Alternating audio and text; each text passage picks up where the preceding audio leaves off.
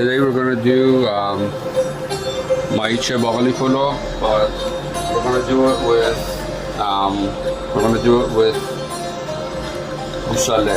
veal. We're not gonna do it with lamb. But it's the same process you can do with any red meat, I think, that has bone in it.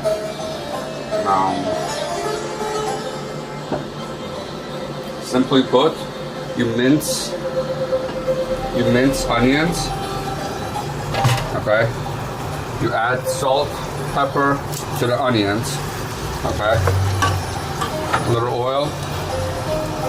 You put your meat, you start frying it, okay? A little cinnamon.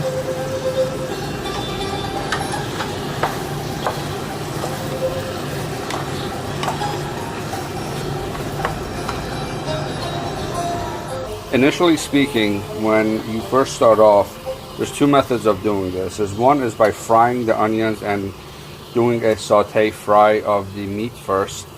Another way of doing this, to use less oil, not totally no oil, but less oil, is to sweat it, which means that the onions and the meat that you put in there, because the meat has fat on it, you put it on low heat, put a cover on, and you let it accumulate some juices and water in it. It draws out the juice. Then we can do the process of the high heat frying. Obviously, you don't want it to draw out too much water because you don't want to stew, because you're going to be adding moisture later on to it anyway. You can see it's produced some liquid. We put it on high heat to start blowing off and start frying it now. It's not technically frying because it's oilless, but between the juice of the onion and the fat that is rendered from the meat itself, this being the veal, it will start producing that. It will get reduced, it will get cooked.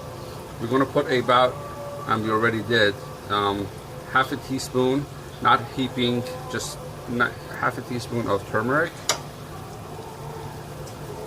And while we still have some juice here like this, we're going to do 1 teaspoon of tomato paste, good tomato paste. Pumice.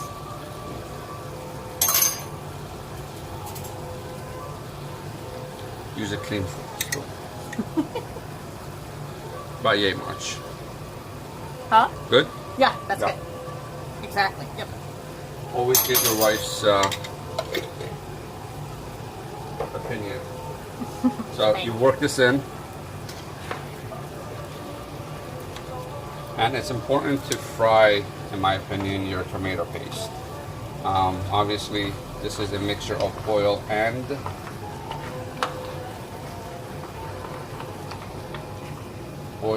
juice from the meat and the onions.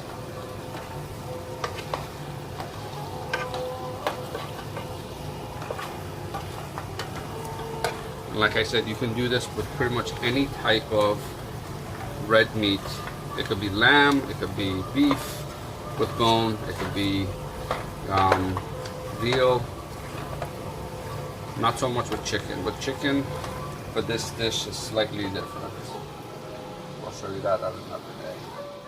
Once you start getting that reduced, since this is going to be for Baghali polo, we're going to add some shavid or some dill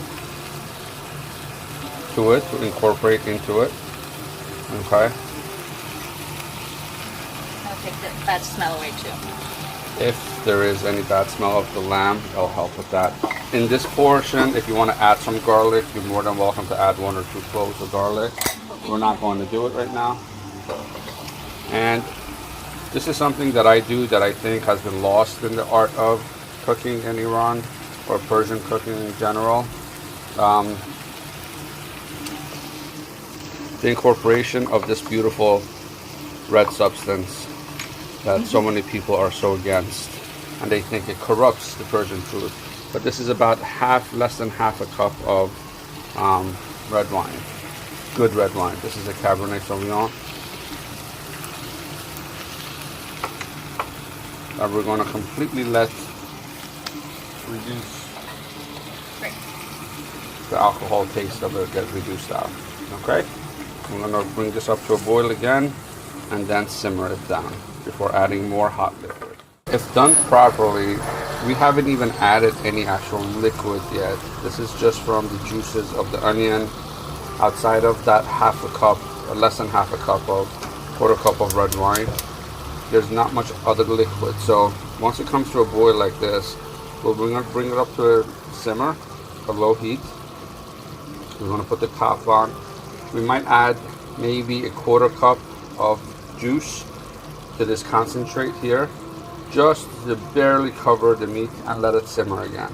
If need be, then we'll play with the liquid level. So we just added about half a cup of hot water, boiling water. Never add cold water to your dish, to your meat. It will shock the meat. It will make it lose its tenderness. It will just completely become chewy and rubbery. So as you can tell, it's not completely covered yet.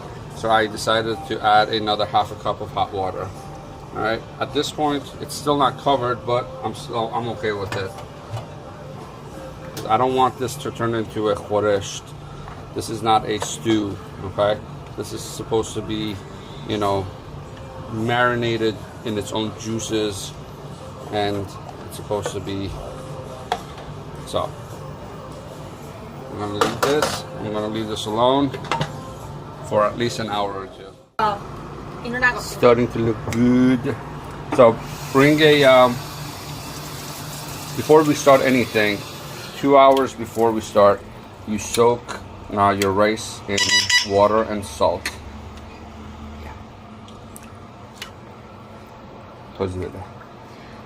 Yeah, this is a very salty water. I usually choose the warm water because it goes faster. And then you soak it for about 2 hours. Then you drain the water, as you see here. You drain the excess, so that pulls out the excess carbohydrates and the salt. Not all of it. Right. So water's Don't worry. boiled. Just drop the water. As you see.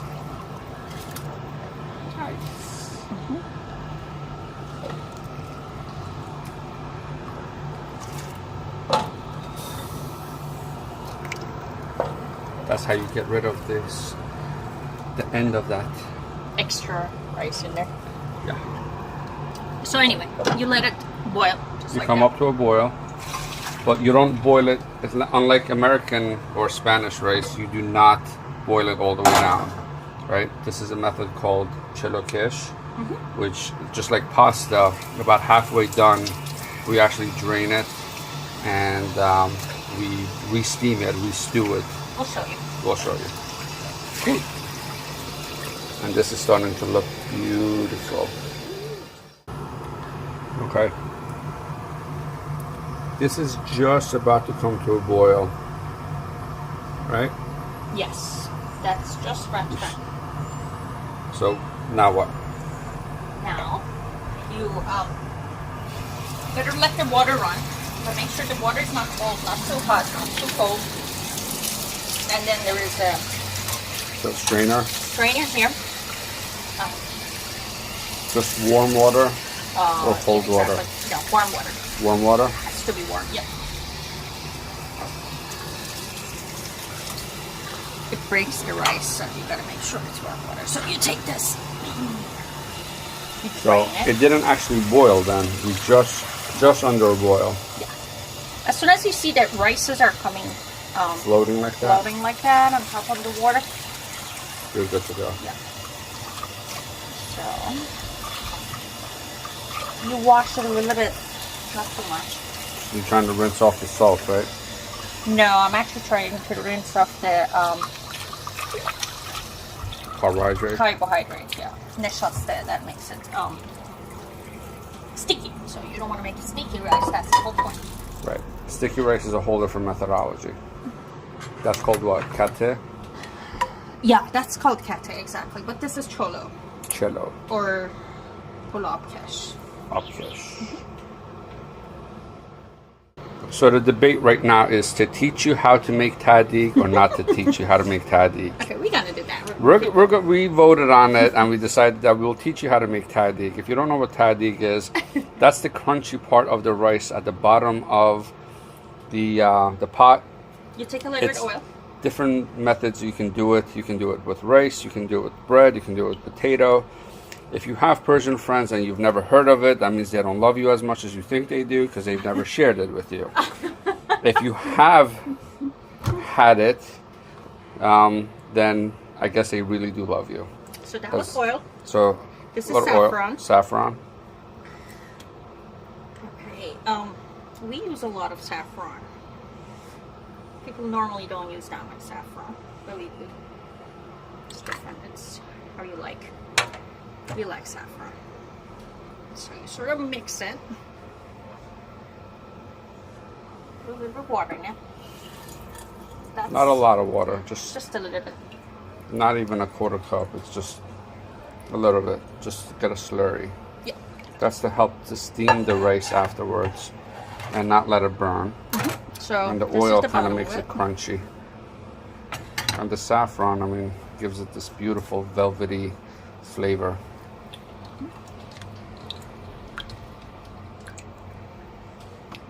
So, not all the rice. I usually boil the baghali separately. Some people add it to the rice. I don't like it because of this brown water it comes off, and it turns it discolors the rice. Yeah, exactly. I don't think it's right. So I usually boil it separately. See here, this is the taddy part we made. I showed you rice, and I pushed it a little bit in. Now the baghali is We took some ready. of that excess rice back off, just a little bit. So we can go ahead and add the baghali. You drain the baghali. Like I said, I don't approve of the water of the baghali. So I let it go.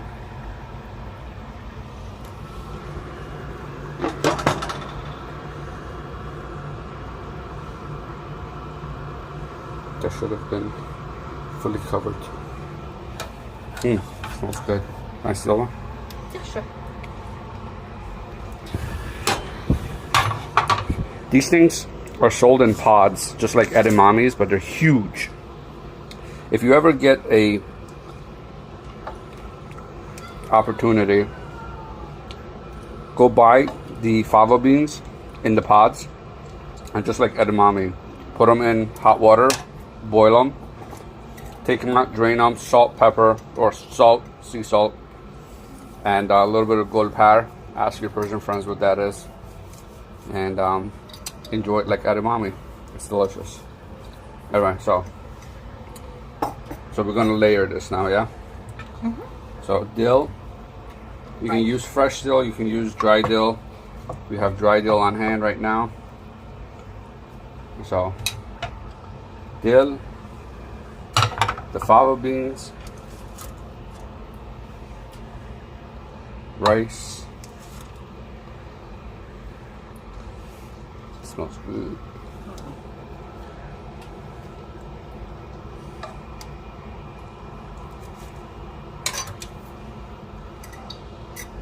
I know I've said this before, but we need smell-o-vision. We need that 4K experience. Not 4K, sorry, 4D. Now you go to the movies.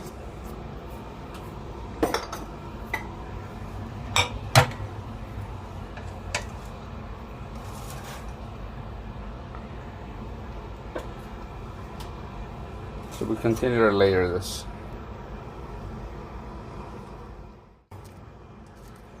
This is pretty much the last portion of it. Last layer of the fava beans and the rice.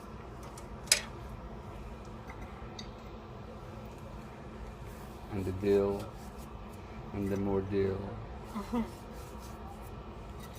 Good dry dill. Not those little fancy McCormick stuff. I love McCormick. I love you, McCormick. But you're entirely too expensive for a little bit of dill. Go to your local bodega, go to your local Arab store, your Middle Eastern store. Find them. If you don't have them, go to Indian stores. Go to anything non-Americanized and go buy a big bag of dill. You can use it for so many things. It's delicious. And you don't have to spend, $15 on a little thingy. This is the most important part that makes your teddy crunchy in the bottom. Remember, you have teddy in the bottom, so you put this in the layers on top of your rice.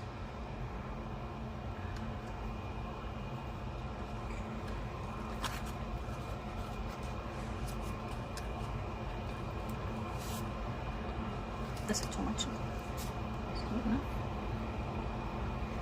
It's good. You can do more, but we're on diet, so we're doing less. This is so not a diet. This might be, but that's not. So I asked the question about how is the butter going to, help make the tahdig, and the answer was very simple and beautiful. Actually, some people put it at the bottom, very bottom.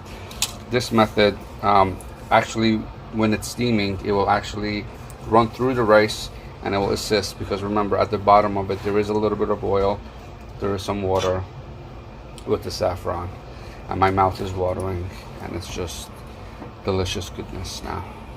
Take a little bit of water. Take a little bit of water. Not too much. Make sure you put it like That's a good measuring cup, huh? Yeah, I know, huh? Just sprinkle it, huh? It's 1/4 of a cup, I believe. Then cover it with this. And then we cover it, huh? Now what's the purpose of covering it like that? Let it simmer well. It So- keeps the steam in. So we're trying to lock the steam in. You need to put it on high first. Initially on high heat, okay. As soon as this part gets really hot, these water drops, they start disappearing. It's good enough. You usually see some... So there's some condensation water drops on the bowl. well, you can put it or not. You see a little bit of steam on top here. And that's the time that you reduce the heat to minimum. And you So as let soon it as you see some steam. Exactly, we'll show you. Okay. Then you let it steam cook for about 45 minutes or an hour. You'll start smelling the rice. No joke. So, hi everyone, welcome back. You see some steam here on top of it. That's about the time to lower the heat. As you see, the heat is still high. There's something that my mother taught me. Take a little bit of water, just drop of water, and put it right here. As soon as see, it's boiling right there. It's disappearing. Can't really see it. The water drops are disappearing fast. So So you take. So this is a burn hazard warning. You might burn yourself. So you take a little bit of that, and then see the water drop is starting boiling. So anyway, the point is, as soon as you get a little bit As soon as you steam, get the steam going there. you lower the heat very low. Then you let it steam cook for about an hour or so, and then we're gonna go watch Shahzad.